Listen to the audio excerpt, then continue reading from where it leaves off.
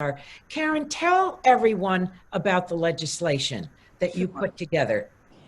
Sure. Well, I'm very excited about the legislation We are because I too. know Mhm. We I are too. know that it is going to make a significant difference. So it's divided into a couple of areas. The first area really supports the accreditation and the upgrading of the police profession. Just think about it. When you go get your hair done, your barber or your beautician has to have an accreditation, a license, a certification. Policing in America does not. That's not to say they don't get trained. Of course they get trained, but what kind of national standards do we have? None. So in one city, a chokehold is illegal, in another city, it's not. Police are not consistently trained. And even the police chiefs union, as well as the police union, supports the idea of uplifting the profession. Another part of the bill is about accountability. So right now, the reason why that officer was looking at the camera with impunity is because he had impunity. Essentially, the police officers have immunity from being sued, and the standard to prosecute them is so high, they're never prosecuted. So we lowered the standard so that they could be prosecuted. We took away the immunity from law enforcement, and we took away several of their practices. So, for example, chokeholds should be illegal. No knock warrants. Breonna Taylor would have turned 27 last month. She was shot 12 times in her sleep, never knew what happened. The officers just kicked her door in, and the person they were looking for was already in custody. There should be a registry of bad officers. Tamir Rice, 12-year-old child, killed by a police officer, jumps out of the car, kills him within a matter of seconds. Well, he had just been fired from a nearby district, and he lied on his application, and the police chief didn't know. So we want to have a national registry. And then in addition, there's one feature that I think is really important, especially given all of the talk about re-envisioning policing. Well, the bill provides grants to community-based organizations so they could do just that.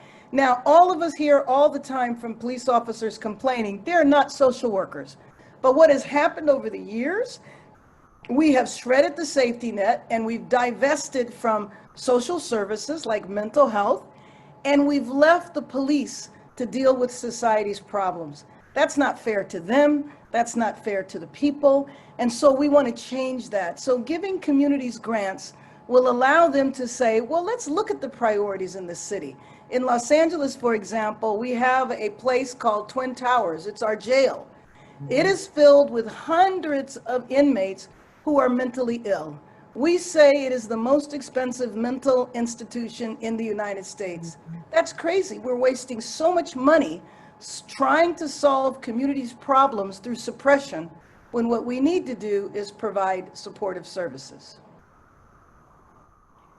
There are over Anna, 200 co-sponsors? Yeah. Well, Mhm. we have 235 Democrats. We have 231 who have signed on to the bill. Isn't that great? Yes. Mike? Bravo, Karen. I just Bravo. Yeah. I just want to praise the work that Karen did and the comment that she made about providing help for communities to ferret out who should be doing what jobs. I had a sheriff in one of my counties tell me just last week. He said, "This is real. This is a real important part of that bill." He says, "I can't tell you how many times we take a deputy, 26, 27, 28-year-old deputy, not long out of the academy, just finished the SEAL training, and we send them out to respond to a call, a domestic disturbance, where a husband and wife who've been married for 40 years are fighting, and they send a 27-year-old out with this." He said, and the truth is, they've been fighting for 40 years, and probably 3 or 4 and we went through a whole litany of examples where we send cops to do a job where maybe they should be there on site, Right. but there should be someone there who's trained to deal with those situations. it'd be a much better community in which we live. So thank you.